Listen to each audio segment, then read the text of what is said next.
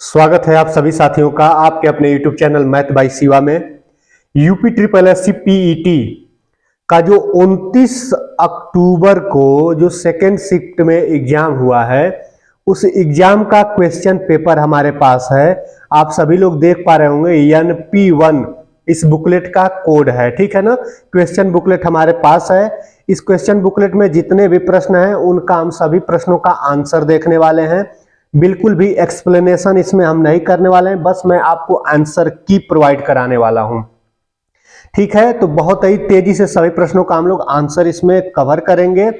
इस वीडियो में लास्ट तक जरूर बने रहिएगा, ठीक है। चलिए, क्वेश्चन नंबर फर्स्ट है इतिहास से प्रश्न। मेरे में इस बुकलेट में इतिहास से प्रश्न स्टार्ट किया है। ऐसा भी हो सकता है कि आपके बुकलेट में हिंदी से प्रश्न स्टार्ट हो, यह भी हो सकता है मैथ से प्रश्न स्टार्ट हो, ठीक है। जहां से भी प्रश्न स्टार्ट होगा आप सभी लोग यहां पर, मैं इतिहास का अगर बताऊंगा तो आप लोग इतिहास में अपना जाकर मिलान कर लीजिएगा, ठीक है। पहला क्वेश्चन है, भारत में स्थित किस हड़प्पा स्थल में हाकरा मृदभांड के भंडार शामिल है जो सिंधु घाटी सभ्यता के शुरुआती चरणों से पहले की बसावट की विशेषता है। तो आपका इसका आंसर कौन सा सही है? राखीगढ़ी, यानी ऑप्शन सी इसका करेक्ट है। अगला प्रश्न है, माना जाता है कि गौतम सिद्धार्थ गौतम बुद्ध ने अंतिम अनुभूति के लिए बोध गया जाने से पहले 6 साल तक निम्नलिखित में से किस स्थान पर पवित्रता पूर्वक ध्यान किया था? तो वो कौन सा स्थान था? डुंगेश्वरी गुफा। कौन सी गुफा थी? डुंगेश्वरी गुफा थी, ठीक है। ऑप्शन डी इस बुकलेट के हिसाब से करेक्ट है। आप लोग अपने हिसाब से मिलान कर लीजिएगा, ठीक है। अगला प्रश्न है, क्वेश्चन नंबर 3 है आपके सामने, निम्नलिखित में से कौन सी हर्षवर्धन की पहली राजधानी थी? तो थानेसर इसका आंसर क्या हो जाएगा? करेक्ट हो जाएगा, ठीक है। ऑप्शन ए करेक्ट है, ठीक है। चलिए, क्वेश्चन नंबर 4 आपके सामने है कि अकबरनामा का खंड अकबर के प्रशासन, घर, सेना, राजस्व, आय और उसके साम्राज्य के भूगोल से संबंधित है, जिसे आईने अकबरी के नाम से भी जाना जाता है। तो इसका ऑप्शन है तीसरा। जिस ऑप्शन में तीसरा लिखा होगा वो ऑप्शन करेक्ट होगा, ठीक है। इसमें बी ऑप्शन करेक्ट है। चलिए, नेक्स्ट क्वेश्चन पर हम लोग चलते हैं। क्वेश्चन नंबर 5 है आपके सामने, 1851 में गवर्नर जनरल लॉर्ड डलहौजी ने निम्नलिखित में से किस राज्य का वर्णन एक चेरी जो एक दिन में हमारे मुंह में गिरेगी के रूप में किया था? तो वो है अवध। किसको किया था? अवध। जिस ऑप्शन में आपके दिया होगा वो करेक्ट होगा, ठीक है। इस प्रश्न का उत्तर है। चलिए, क्वेश्चन नंबर 6 है आपके सामने, भारतीय राष्ट्रीय आंदोलन के दौरान कांग्रेस मंत्रालयों ने कब इस्तीफा दिया? तो 1939 में। कब इस्तीफा दिया? तो 1939 में, ठीक है। चलिए, अगले प्रश्न को हम लोग देखते हैं। 1942 में विंस्टन चर्चिल द्वारा गांधी जी और कांग्रेस के साथ समझौता करने का प्रयास करने के लिए किसे भारत भेजा गया था? तो सर स्टैफोर्ड क्रिप्स को। किसको? सर स्टैफोर्ड क्रिप्स को। ऑप्शन नंबर सी इस मेरे बुकलेट के हिसाब से करेक्ट है, ठीक है। चलिए, क्वेश्चन नंबर 8 आपके सामने है, सुभाष चंद्र बोस ने 1944 में मोइरांग में INA ध्वज फहराया था। वह शहर अब निम्नलिखित में से किस राज्य या केंद्र शासित प्रदेश में है? तो आपके मणिपुर में है। कहां पर है? मणिपुर में, ठीक है। ऑप्शन बी इसका करेक्ट हो जाएगा। चलिए, अगला प्रश्न आपके सामने है, निम्नलिखित में से कौन सी नदी ऐतिहासिक रूप से कर्नाटक के दक्षिण में बंटवाल नदी के रूप में जानी जाती है? तो कौन सी नदी? नेत्रावती नदी। कौन सी नदी? नेत्रावती नदी, यानी ऑप्शन सी इसका सही जवाब है। चलिए, अगले प्रश्न पर हम लोग चलते हैं। क्वेश्चन नंबर 10, ठीक है। भारतीय मुसलमान चाहते थे कि खलीफा को तत्कालीन तुर्की साम्राज्य में मुस्लिम पवित्र स्थानों पर नियंत्रण बनाए रखने की अनुमति दी जाए। इस साम्राज्य को निम्नलिखित में से किस नाम से भी जाना जाता है? तो ओटोमन नाम से जाना जाता है। किस नाम से? ओटोमन नाम से, ठीक है। ऑप्शन डी इसका करेक्ट हो जाएगा। अगला प्रश्न है, भारतीय राष्ट्रीय कांग्रेस यानी INC और AIML ने प्रसिद्ध बीच में क्या खाली स्थान के माध्यम से अंग्रेजों के खिलाफ भारत के संघर्ष के लिए एक साथ आने का फैसला किया। तो किसके तहत? लखनऊ पैक्ट 1916, ठीक है ना। Lucknow pact 1916 option number C इस प्रश्न का करेक्ट आंसर हो जाएगा। चलिए आगे आपके सामने प्रश्न है, क्वेश्चन नंबर 12 है, कुछ स्थानों पर भूजल जल स्तर के नीचे कठोर चट्टानों की परत के बीच में जमा होता है, इसे किस नाम से जाना जाता है? तो इसको जलभृत नाम से जाना जाता है, ठीक है ना, एक्वाइफायर, जिसको जलभृत कहा जाता है, ठीक है ना। चलिए अगला प्रश्न आपके सामने है, क्वेश्चन नंबर 13 है, मिलम ग्लेशियर भारत के निम्नलिखित में से किस राज्य या केंद्र शासित प्रदेश में स्थित है? तो आपके उत्तराखंड में। कहां स्थित है? उत्तराखंड में।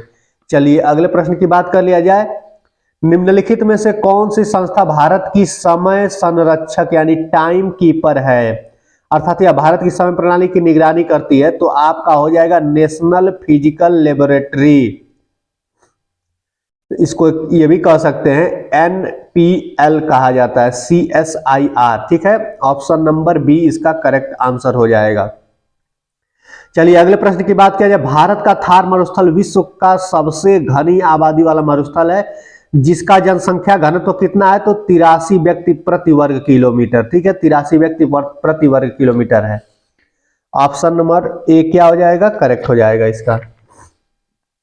चलिए अगले प्रश्न को देखते हैं, अगला प्रश्न आपके सामने है, क्वेश्चन नंबर 16, यह सुनिश्चित करने के लिए कि जीएसटी का लाभ उपभोक्ताओं तक पहुंचाया जाए, सरकार ने राष्ट्रीय मुनाफाखोरी रोधी प्राधिकरण नेशनल एंटी प्रॉफिटियरिंग अथॉरिटी की स्थापना की, लेकिन 1 दिसंबर 2022 में सभी जीएसटी मुनाफाखोरी रोधी यानी एंटी प्रॉफिटियरिंग शिकायतों का निपटारा किस संगठन द्वारा किया जाता है? तो आपका भारतीय प्रतिस्पर्धा आयोग, ठीक है, CCI के द्वारा। किसके द्वारा? CCI के द्वारा, ठीक है ना। चलिए अगले प्रश्न की बात करते हैं, अगला प्रश्न है क्वेश्चन नंबर 17 आपके सामने है, हरित क्रांति, प्रश्न है कि हरित क्रांति के संदर्भ में HYV बीज क्या है? तो इस प्रश्न का आंसर है उच्च उपज वाली किस्म है, हाई इल्ड वैरायटी है। कौन सी है? हाई इल्ड वैरायटी है, ठीक है ना। चलिए अब 18 नंबर का प्रश्न आपके सामने है, प्रश्न कह रहा है, राष्ट्रीय बैंक प्रबंधन संस्थान यानी NIBM की स्थापना 1969 में निम्नलिखित में से किसके द्वारा भारत सरकार के परामर्श से बैंक प्रबंधन में अनुसंधान, प्रशिक्षण, शिक्षा और परामर्श के लिए एक स्वायत्त शीर्ष संस्थान के रूप में की गई थी? तो आपका RBI के द्वारा। किसके द्वारा? RBI के द्वारा। ऑप्शन नंबर ए करेक्ट है, आप लोगों के बुकलेट के हिसाब से देख लीजिए कौन सा ऑप्शन करेक्ट होगा, ठीक है। चलिए अगला प्रश्न है, 11वीं पंचवर्षीय योजना की अवधि क्या थी? तो 11वीं पंचवर्षीय योजना की अवधि है 2007 से 2012 थी, ठीक है ना, 2007 से 2012 थी। चलिए अगला प्रश्न आपके सामने है कि निम्नलिखित में से कौन सा 1991 में नई आर्थिक नीति यानी NEP के तहत संरचनात्मक समायोजन कार्यक्रमों का हिस्सा नहीं था? तो इसका ऑप्शन कौन सा करेक्ट है? डी वाला करेक्ट है, भुगतान संतुलन का समायोजन। क्या हो जाएगा? भुगतान संतुलन का समायोजन। ऑप्शन नंबर डी करेक्ट हो जाएगा। चलिए क्वेश्चन नंबर 21 है आपके सामने, 13 दिसंबर 1946 को संविधान सभा में उद्देश्य प्रस्ताव यानी ऑब्जेक्टिव रेजुलेशन किसके द्वारा पेश किया गया था? तो जवाहरलाल नेहरू के द्वारा। किसके द्वारा? जवाहरलाल नेहरू के द्वारा। चलिए अगला प्रश्न है आपके सामने, किस अनुच्छेद के तहत आपातकाल के दौरान मौलिक अधिकारों को भी निलंबित किया जा सकता है? तो किस अनुच्छेद के द्वारा? 359 के द्वारा, ठीक है ना। चलिए अगले प्रश्न के तरफ बढ़ते हैं, अगला प्रश्न है आपके सामने, ब्रिटिश प्रधानमंत्री रामसे मैकडोनाल्ड द्वारा बनाया गया सांप्रदायिक पुरस्कार निम्नलिखित में से किसका परिणाम था? तो आपका हो जाएगा द्वितीय गोलमेज सम्मेलन, ठीक है, ऑप्शन सी इसका करेक्ट हो जाएगा, ठीक है, द्वितीय गोलमेज सम्मेलन। अगला प्रश्न है, भारतीय संविधान का कौन सा अनुच्छेद मुख्यमंत्री के कर्तव्यों को परिभाषित करता है? तो कौन सा अनुच्छेद? 167 यानी 167, अनुच्छेद 167, ठीक है ना, ऑप्शन बी इसका करेक्ट हो जाएगा। अगले प्रश्न की बात कर लें तो अगला प्रश्न है, लोकतंत्र और विकास के लिए पंचायती राज संस्थानों ने पुनरुद्धार पर एक अवधारणा पत्र तैयार करने के लिए किस समिति को नियुक्त किया गया था? तो आपका हो जाएगा LM सिंधवी समिति, ठीक है, LM सिंधवी समिति, ऑप्शन नंबर बी करेक्ट हो जाएगा। ठीक है, चलिए, भोजन के डिब्बों पर जिंक के स्थान पर निम्नलिखित में से किस धातु का लेप लगाया जाता है? किस धातु का लेप लगाया जाता है? टीन का लेप लगाया जाता है। ठीक है ना। चलिए अगले प्रश्न की तरफ चलते हैं हम लोग। अगला प्रश्न आपके सामने है, आग के पास किस रसायन का अत्यधिक सूखा पाउडर छोड़ने से CO2 निकलता है? तो सोडियम बाइकार्बोनेट का। किसका? सोडियम बाइकार्बोनेट का। ऑप्शन बी इसका करेक्ट हो जाएगा। अगला प्रश्न है, लेक्टोमीटर निम्नलिखित में से किस सिद्धांत या नियम पर कार्य करता है? तो आपके आर्किमिडीज के सिद्धांत पर। ऑप्शन बी इसका करेक्ट हो जाएगा। ठीक है ना। चलिए अगले प्रश्न की तरफ चलते हैं। प्रश्न अब आ गया है 29 नंबर का प्रश्न। प्रश्न है, फ्लोरोसेंट ट्यूब और CFL में निम्नलिखित में से किस धातु का वाष्प होता है जो प्रकृति में विषैला होता है? तो वो है आपका पारा। किस क्या होता है? पारा हो जाता है। ठीक है ना। ऑप्शन ए करेक्ट हो जाएगा। अगला प्रश्न है, स्फिग्नोमीटर का उपयोग निम्नलिखित में से किसे मापने के लिए किया जाता है? तो आपका हाई ब्लड प्रेशर। किसको? हाई ब्लड प्रेशर यानी रक्तचाप को नापने के लिए, यानी ब्लड प्रेशर को। हाई ब्लड प्रेशर नहीं, ब्लड प्रेशर को। ठीक है ना। चलिए अब मैथ का प्रश्न आपके सामने आ गया है। मैं डायरेक्ट उत्तर ही बताऊंगा। इसमें देखिए, ये एक क्या दिया हुआ है? सिंप्लीफिकेशन का प्रश्न दिया हुआ है। इसका आंसर क्या सही है? हम पहले से ही लगा दिए 810। ठीक है ना। 810 ऑप्शन सी इसका करेक्ट हो जाएगा। ठीक है, आगे एक परसेंटेज का क्वेश्चन है। इस परसेंटेज के क्वेश्चन का क्या उत्तर हो जाएगा? 20%। ठीक है, आगे एक पावर, ठीक है ना, पावर रूल का क्वेश्चन है। इसका ऑप्शन सी करेक्ट है। ठीक है ना। यानी गुणनफल में इकाई का अंक कौन सा है? यूनिट डिजिट पूछ रहा है आपसे। यूनिट डिजिट क्या सा हो जाएगा? 0 हो जाएगा। ठीक है ना। चलिए मैथ के अगले प्रश्न पर चलते हैं। देखिए यहां पर ये इक्वेशन आपको दिखाई दे रहा होगा। इस इक्वेशन में लिखा हुआ है कि 1 के पावर 2 प्लस 2 के पावर 2 प्लस 3 के पावर 2 डॉट डॉट डॉट करके 10 के पावर 2 इज इक्वल टू 385 है। तो इतना इज इक्वल टू में जो ये अपना इक्वेशन दिया ये किसके बराबर होगा? तो ये आपका हो जाएगा 3465 के बराबर हो जाएगा। ठीक है ना। यानी 3465 के बराबर हो जाएगा। चलिए आपके सामने एक और सिंप्लीफिकेशन का इक्वेशन दिखाई दे रहा है। इसका ऑप्शन सी करेक्ट होगा। 7 ही इसका उत्तर होगा। ठीक है ना। चलिए अब हिंदी का प्रश्न आपके सामने आ गया है। हिंदी का पहला प्रश्न है कि उर्मिलेश शब्द का संधि विच्छेद चयन कीजिए। तो उर्मिलेश शब्द का संधि विच्छेद हो जाएगा उर्मिला प्लस ईस हो जाएगा। क्या हो जाएगा? उर्मिला प्लस ईस, यानी ऑप्शन नंबर सी इसका करेक्ट हो जाएगा। ठीक है ना। निम्नलिखित में से किस विकल्प में सभी शब्द पर्यायवाची नहीं है? तो ऑप्शन जो ए है, निशित, मध्यरात्र और वासर। निशित, मध्यरात्र और वासर। ठीक है, ऑप्शन नंबर ए इसका क्या हो जाएगा? करेक्ट आंसर हो जाएगा। ठीक है, अगले प्रश्न की तरफ बढ़ते हैं। अगला प्रश्न है आपका, निम्नलिखित में से किस विकल्प में शब्द श्रुतिसम भिन्नार्थक का सही अर्थ भेद नहीं है? तो आपका ऑप्शन बी इसमें जो दिया हुआ है, थाति थाति यानी धरोहर स्थिरता। ठीक है ना, ये वाला ऑप्शन आपका करेक्ट हो जाएगा। ठीक है ना।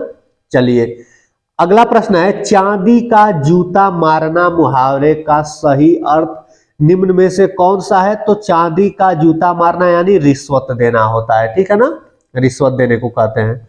चलिए अगला प्रश्न है, भारतीय आत्मा किस कवि का उपनाम है? तो माखनलाल चतुर्वेदी का उपनाम है। ठीक है ना, माखनलाल चतुर्वेदी, यानी ऑप्शन नंबर डी इसका करेक्ट हो जाएगा। चलिए आपके सामने अब प्रश्न आ गया है, इंग्लिश का प्रश्न आ गया है।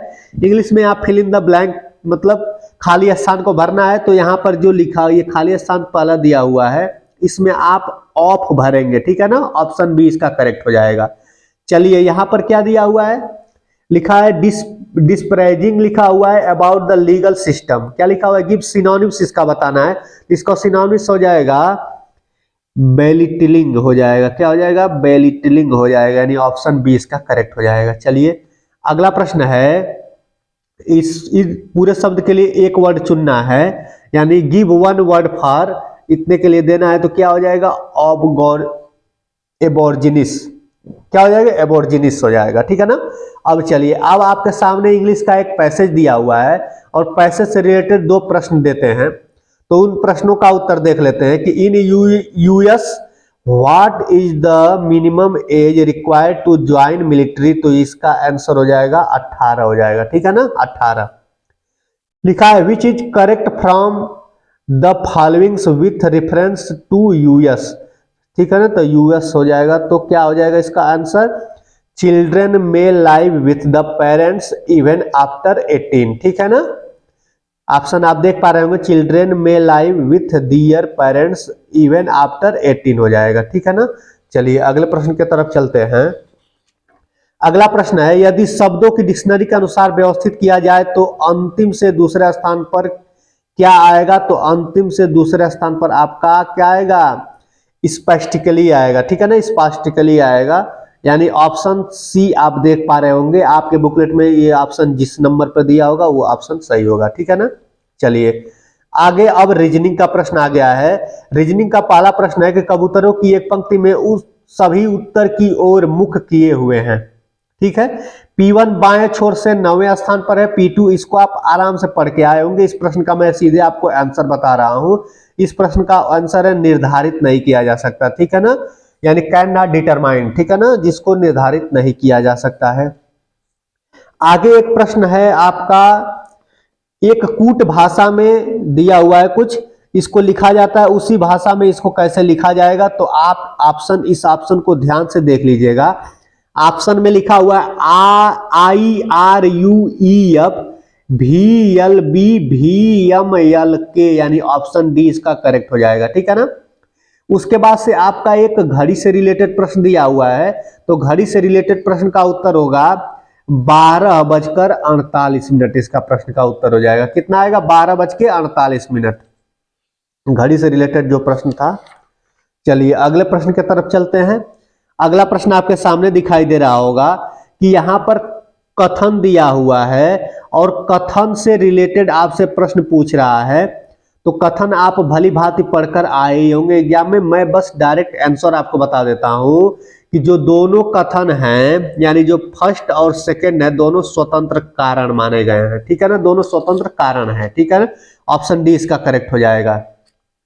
चलिए अगले प्रश्न पर चलते हैं कि हाल ही में राष्ट्रीय बाल अधिकार संरक्षण आयोग यानी NCPCR ने बाल देखभाल संस्थानों की वास्तविक समय में निगरानी के निर्बाध निरीक्षण के लिए निम्नलिखित में से कौन सी एप्लीकेशन विकसित की, तो मासी यानी MASI, कौन सा हो जाएगा, मासी यानी MASI। चलिए अगला प्रश्न है, हाल ही में भारत और निम्नलिखित में से किस देश के नेताओं ने जलवायु महत्वाकांक्षा, डीकार्बोनाइजेशन और स्वच्छ ऊर्जा पर सहयोग बढ़ाने और पार्टियों के, इस प्रश्न को आप पढ़े होंगे। इस प्रश्न का आंसर है UAE। आपको प्रश्न दिखाई भी दे रहा है, प्रश्न का मिलान अपने बुकलेट से करते भी रहिएगा, ठीक है ना। UAE यानी संयुक्त अरब अमीरात, यानी ऑप्शन सी इसका करेक्ट हो जाएगा, ठीक है। यहां पर पहले ब्लैंक स्थान दिया हुआ है।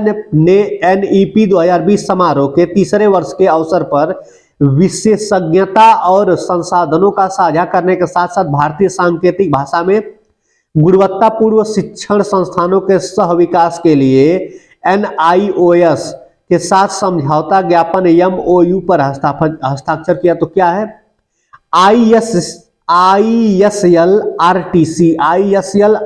यानी ऑप्शन ए इसका क्या हो जाएगा, करेक्ट आंसर हो जाएगा, ठीक है ना। चलिए अगले प्रश्न की तरफ हम लोग बढ़ते हैं। अगला प्रश्न है आपके सामने, चलिए 62 नंबर का प्रश्न है आपके सामने, सॉरी एक मिनट,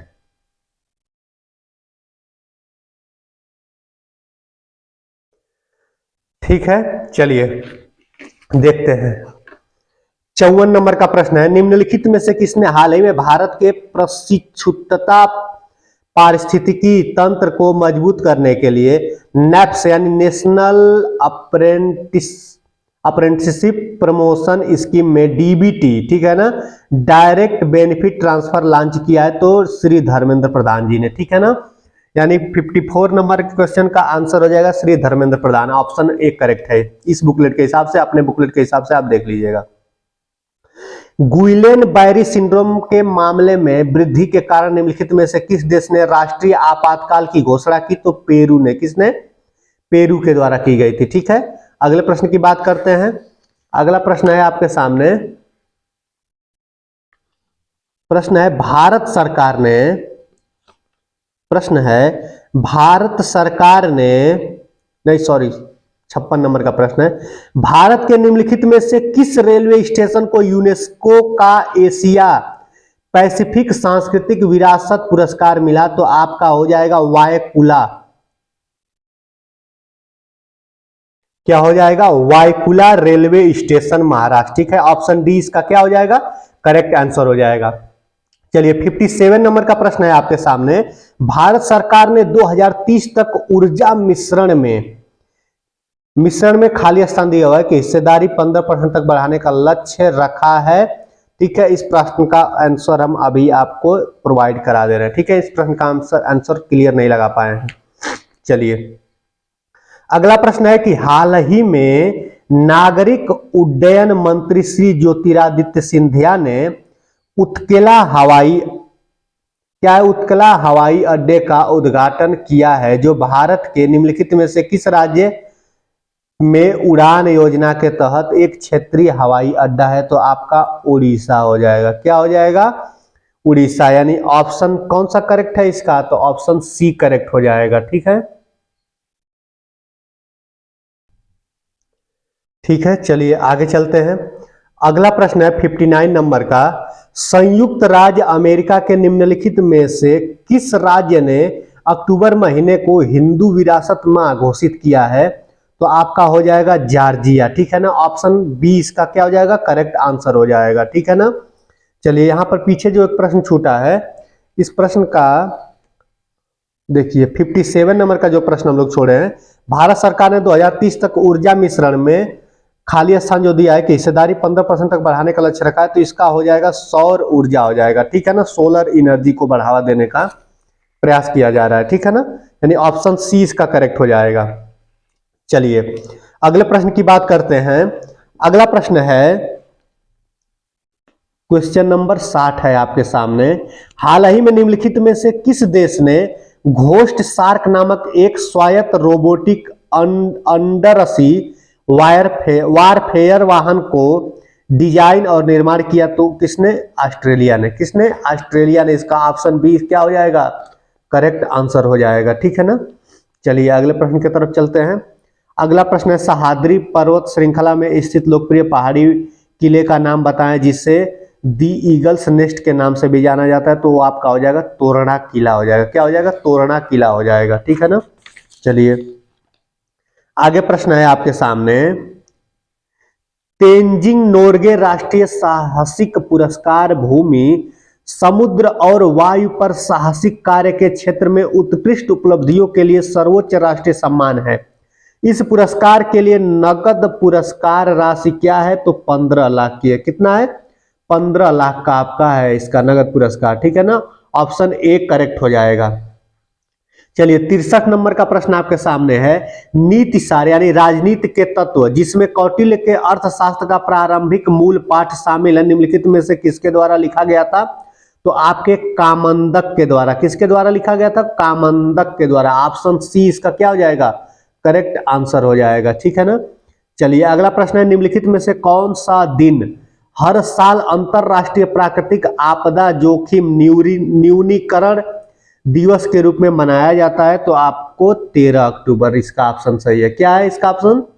13 अक्टूबर सही हो जाएगा। ठीक है ना, अगला प्रश्न है आपके सामने, घोड़े की नाल के आकार की पातालकोट घाटी का रमणीय दृश्य प्रदान करने वाला तामिया हिल स्टेशन भारत के निम्नलिखित में से किस राज्य या केंद्र शासित प्रदेश में स्थित है? तो आपके मध्य प्रदेश में। ठीक है ना, मध्य प्रदेश में। ठीक है, अगला प्रश्न है, निम्नलिखित में से किस वर्ष में भारत आसियान का क्षेत्रीय संभाषण भागीदार पार्टनर बना? तो आपका 1995 इसका करेक्ट आंसर हो जाएगा। ठीक है, 1995।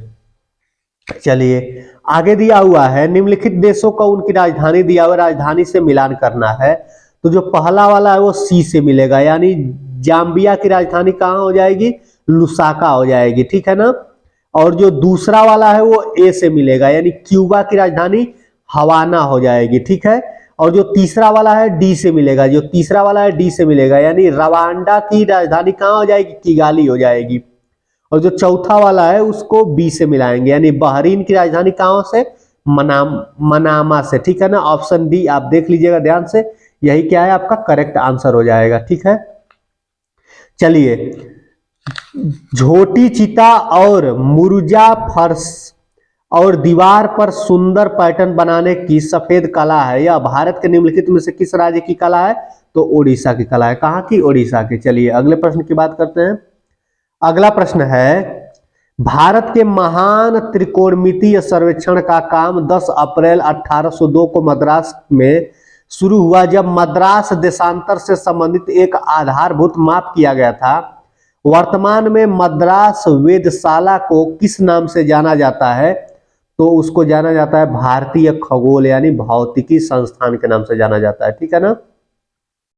चलिए अब आगे प्रश्न पर चलते हैं। क्वेश्चन नंबर 70 हमारे सामने है, प्रश्न संख्या 70, ठीक है। निम्नलिखित में से कौन सा भारत का पहला डीबीओटी, ठीक है ना, तो कौन सा है, स्पोर्ट्स हब तिरुवनंतपुरम। कहाँ, sports hub Thiruvananthapuram, option C correct हो जाएगा, ठीक है ना। चलिए अब हिंदी से प्रश्न आ गया। हिंदी यहाँ पर गद्यांश दिया हुआ है और गद्यांश से रिलेटेड आगे प्रश्न दिया हुआ है। गद्यांश आप पढ़े होंगे, मेरे एक मित्र हैं बड़े विद्वान और स्पष्टवादी और नीतिमान, ठीक है ना। इस गद्यांश को आप पढ़ के आए होंगे, बस हम लोग डायरेक्ट आंसर की इसकी चर्चा करने वाले हैं। चलिए पहला प्रश्न आपको दिखाई दे रहा होगा। प्रश्न कह रहा है कि लेखक की परेशानी का क्या कारण था, तो लेखक की परेशानी का कारण ऑप्शन नंबर सी में लिखा हुआ है, लेखक और उनके जैसे साहित्यकारों को भविष्य कभी क्षमा नहीं करेगा, जैसे भीष्म को आज तक क्षमा नहीं किया गया, ठीक है ना, जैसे भीष्म को आज तक क्षमा नहीं किया गया। अगला प्रश्न है, भीष्म पितामह को क्षमा क्यों नहीं किया गया, तो भीष्म पितामह को क्षमा क्यों नहीं किया गया, ऑप्शन सी इसका करेक्ट हो जाएगा। ऑप्शन है, कौरवों की सभा में भीष्म ने द्रौपदी का भयंकर अपमान देखकर भी मौन धारण किया था, ठीक है ना। ऑप्शन सी इसका क्या हो जाएगा, करेक्ट आंसर हो जाएगा। चलिए 73 नंबर का क्वेश्चन है आपके सामने। क्वेश्चन है, लेखक को किस यथार्थवाद बोध से राहत मिली, तो लेखक भीष्म नहीं थे और उनसे अवस्था में, ज्ञान में, प्रतिभा में बहुत आगे, बहुत से ज्ञानी गुणी लोग भरे पड़े हैं, उन्हें भविष्य नामक महादुरंत जंतु से डरना चाहिए, ठीक है। ऑप्शन बी इसका करेक्ट हो जाएगा। चलिए अगला प्रश्न है, न 3 में न 13 में मुहावरे का कौन सा अर्थ ठीक लगता है, तो ऑप्शन आपका हो जाएगा किसी भी गिनती में न आना, ठीक है ना, किसी भी गिनती में न आना। उसके बाद से क्या है, भर्त्सना का क्या तात्पर्य है, तो आपका हो जाएगा निंदा और तिरस्कार, निंदा और तिरस्कार हो जाएगा, ठीक है ना। चलिए अगले प्रश्न पर बढ़ते हैं। अगला प्रश्न है, चलिए आगे एक और गद्यांश दिया हुआ है और उससे रिलेटेड प्रश्न इस साइड में दिया हुआ है, ठीक है ना। गद्यांश आप भली भांति पढ़कर आए होंगे। राष्ट्र केवल जमीन का टुकड़ा ही नहीं बल्कि हमारी सांस्कृतिक विरासत होती है, ठीक है ना। इस गद्यांश को आप पढ़े होंगे। इस गद्यांश के प्रश्न और आंसर को हम लोग देखते हैं। प्रश्न है, व्यक्ति की दृष्टि कब संकुचित हो जाती है, तो इसका ऑप्शन डी करेक्ट हो जाएगा, जब व्यक्ति धर्म, जाति, कुल आदि को प्रमुख मानने लगता है, ठीक है ना। ऑप्शन डी इसका करेक्ट हो जाएगा। चलिए अगला प्रश्न है, एक जागरूक नागरिक के रूप में हमारा क्या कर्तव्य है, तो ऑप्शन सी करेक्ट हो जाएगा, धर्म, जाति, भाषा आदि के कुछ तुच्छ मतभेदों को भुलाकर एक सुयोग्य और कर्मठ व्यक्ति को मत दें, ठीक है ना, अपना वोट दें, ठीक है। चलिए अगला प्रश्न आपके सामने है, देश में चलने वाले अनेक प्रकार के आंदोलन का क्या परिणाम होता है, तो ऑप्शन डी इसका करेक्ट हो जाएगा, आपसी घृणा और विद्वेष पैदा कर देने से राजनीतिक दलों को अपने वोट बैंक बढ़ाने में मदद मिलेगी, ठीक है ना। चलिए अगला प्रश्न है, राष्ट्र, सांस्कृतिक और विरासत क्रमशः कौन सी व्याकरणिक इकाइयां हैं, तो जिस ऑप्शन में लिखा हुआ है संज्ञा, विशेषण, उसके बाद से फिर विशेषण लिखा हुआ है, यानी ऑप्शन कौन सा करेक्ट हो जाएगा, तो ऑप्शन आपका सी करेक्ट हो जाएगा, ठीक है ना। चलिए अगला प्रश्न है, अंतर विरोध शब्द में किस प्रकार की संधि है, तो आपका हो जाएगा विसर्ग संधि, ठीक है। ऑप्शन डी इसका करेक्ट हो जाएगा। चलिए अब मैथ का प्रश्न आपके सामने आ चुका है। यहाँ पर एक तालिका ग्राफ बनाया हुआ है। इस तालिका ग्राफ का पहला प्रश्न है कि यदि ट्रेन बी और ट्रेन डी दोनों विपरीत दिशा में यात्रा कर रही हैं तो उनके द्वारा एक दूसरे को पार करने में लिया गया अनुमानिक समय कितना है? तो इसका आंसर आएगा 9.78 सेकेंड आएगा। ठीक है ना, 9.78 सेकेंड। अगला प्रश्न आप देख पा रहे होंगे, प्रश्न है ट्रेन ए द्वारा ट्रेन सी को पार करने में लिया गया समय ज्ञात कीजिए। यदि वे एक ही दिशा में यात्रा कर रही हो तो इसका आ जाएगा 86 सेकंड। क्या आ जाएगा? 86 सेकंड आ जाएगा। ठीक है ना। चलिए अगला प्रश्न है, यदि ट्रेन ई एक निश्चित लंबाई के प्लेटफार्म को 50 सेकंड में पार करती है तो ट्रेन डी द्वारा उसी प्लेटफार्म को पार करने में लिया गया अनुमानित समय क्या है? तो आपका हो जाएगा 91.82 सेकंड। कितना आ जाएगा? 91.82 सेकंड। ठीक है ना। ग्राफ का क्वेश्चन जो था बहुत ही कठिन क्वेश्चन पूछा गया था। चलिए अगला प्रश्न है ट्रेन ए पटना से दिल्ली की यात्रा कर रही थी जबकि ट्रेन डी दिल्ली से पटना की यात्रा कर रही थी। ट्रेन ए डी जो ये क्वेश्चन पूछा हुआ है इसका आंसर हो जाएगा, सीधे आंसर की बात करते हैं, 529.2 किलोमीटर। ठीक है ना, 529.2 किलोमीटर होगा। अगला प्रश्न आप देख पा रहे होंगे, अपने बुकलेट से प्रश्न का आप मिलान कर लीजिएगा। प्रश्न है ट्रेन बी और ट्रेन सी स्टेशन एक्स से स्टेशन वाई जो एक दूसरे से 414 किलोमीटर दूर है, इस प्रश्न का आंसर है 5.96 घंटा। ठीक है ना, 5.96 घंटे आएगा इसका आंसर। चलिए अब आपके सामने एक ग्राफ आ गया है, पाई चार्ट आ गया। इस पाई चार्ट का पहला प्रश्न है, यदि भारत के पूर्वी क्षेत्र की कुल जनसंख्या 126.5 मिलियन है तो भारत के उत्तरी क्षेत्र की कुल जनसंख्या लगभग कितनी हो जाएगी? तो 80.96 हो जाएगी। कितना हो जाएगी? 80.96। चलिए अगला प्रश्न है, भारत के उत्तरी क्षेत्र की कुल जनसंख्या पूर्वी क्षेत्र की कुल जनसंख्या से कितने प्रतिशत कम है? तो आपका 36% आ जाएगा। कितना? 36%। आप देख लीजिएगा जिस ऑप्शन में 36% है वो ऑप्शन सही हो जाएगा। ठीक है ना। भारत में पुरुषों का महिलाओं से अनुपात 13:12 है और अनुपात 13:12 है और केंद्रीय क्षेत्र में पुरुषों का महिलाओं से अनुपात 9:7 है। केंद्रीय क्षेत्र में महिलाओं की संख्या भारत की महिलाओं की कुल संख्या कितना % हो जाएगा? तो आपका 18:11/48। ठीक है ना, 18:11/48 ऑप्शन सी इसका करेक्ट हो जाएगा। चलिए 89 नंबर का क्वेश्चन है, यदि भारत की कुल जनसंख्या 125 करोड़ हो तो दक्षिण क्षेत्र में पश्चिम क्षेत्र की जनसंख्या का अनुमानित योग, ठीक है, तो आपका आ जाएगा 48.75। ठीक है, ऑप्शन ए इसका क्या हो जाएगा? करेक्ट आंसर हो जाएगा।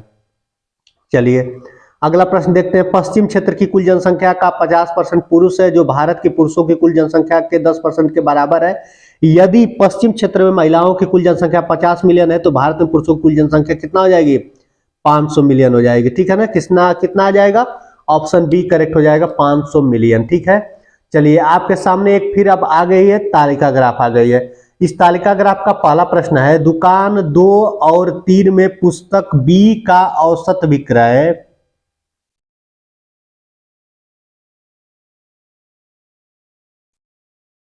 एक मिनट।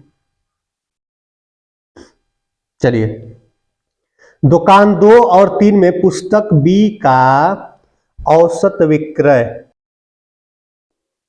ठीक है, औसत विक्रय मूल्य 594 है। दुकान 2 में पुस्तक बी का विक्रय मूल्य क्या है? तो आपका हो जाएगा 580.5 हो जाएगा। ठीक है ना, सॉरी थोड़ा सा रुक जा रहे हैं, तबीयत थोड़े ठीक नहीं है।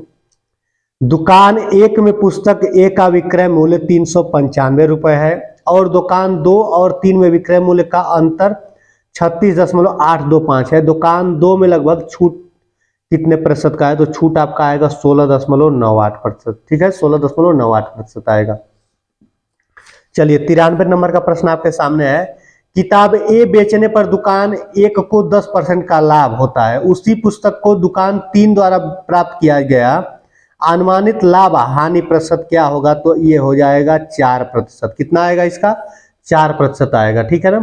अगला प्रश्न है, दुकान 2 और 3 में पुस्तक डी का औसत विक्रय मूल्य 1480 है, पुस्तक डी का अंकित मूल्य पूछ रहा है तो आपका 1600 आ जाएगा। ठीक है ना, कितना आएगा 1600, यानी ऑप्शन डी इसका इस बुकलेट के हिसाब से करेक्ट है। आप अपने बुकलेट के हिसाब से देख लीजिएगा। चलिए लास्ट प्रश्न है, दुकान एक, प्रश्न है 95 नंबर का, दुकान 1 और 2 में पुस्तक सी पर छूट प्रतिशत का अनुपात 3:2 है। यदि स्टोर 1 में विक्रय मूल्य 220 है तो दुकान 2 का विक्रय मूल्य का लगभग कितना है, तो आपका 230 आएगा। इसका आंसर कितना आएगा, 230 आएगा। ठीक है, फिर आपके सामने एक तालिका ग्राफ दिया हुआ है, बहुत कठिन तालिका ग्राफ है ये। ठीक है ना, इसका पहला प्रश्न आपके सामने है, जनवरी में बिजली पर सबसे अधिक राशि का भुगतान करने वाले परिवार के फोन बिल और बिजली बिल पर भुगतान की गई कुल राशि के बीच अनुपात क्या है, तो अनुपात आपका 335 संबंधित 435 आ जाएगा। ठीक है ना, यानी ऑप्शन बी इसका करेक्ट हो जाएगा। कह रहे परिवार एक्स द्वारा पानी के बिलों पर भुगतान की गई औसत राशि परिवार वाई द्वारा पानी के बिलों पर भुगतान की गई औसत राशि से कितनी अधिक या कम है, तो आपका इसका आंसर हो जाएगा 210 आएगा। ठीक है ना, चलिए अब आपका क्वेश्चन 98 यानी 98 नंबर क्वेश्चन है, परिवार वाई द्वारा फोन बिलों पर भुगतान की गई राशि दिए गए महीनों में उसकी बिजली बिलों पर भुगतान की गई राशि से लगभग कितने % अधिक है, तो आपका उत्तर आएगा 12%। कितना आएगा, 12% आएगा। ठीक है ना, चलिए 99 नंबर का प्रश्न है, मई महीने के लिए दिए गए आंकड़ों के अनुसार जून महीने में परिवार एक्स द्वारा फोन का बिल, बिजली का बिल और पानी का बिल भुगतान की गई राशि 12%, 16%, 25% की वृद्धि। इस प्रश्न का आंसर हो जाएगा 200 कितना हो जाएगा, 2672 आएगा। ठीक है ना, ऑप्शन बी इसका करेक्ट हो जाएगा। चलिए अगला प्रश्न है, फरवरी माह में तीनों परिवारों द्वारा बिजली बिलों पर भुगतान की गई कुल राशि और अप्रैल माह में तीनों परिवारों द्वारा फोन बिलों पर भुगतान की गई कुल राशि के बीच कितना का अंतर है, तो आपका आ जाएगा 1250 का अंतर है। ठीक है ना, चलिए सभी प्रश्न का आंसर हम आपको दे चुके हैं। ठीक है, आपका कितना अंक बन रहा है आप लोग एक बार कमेंट बॉक्स में जरूर बताइएगा, और ये वीडियो अगर अच्छी लगी हो तो अपने दोस्तों में इसको शेयर करना ना भूलिएगा। ठीक है, थैंक यू।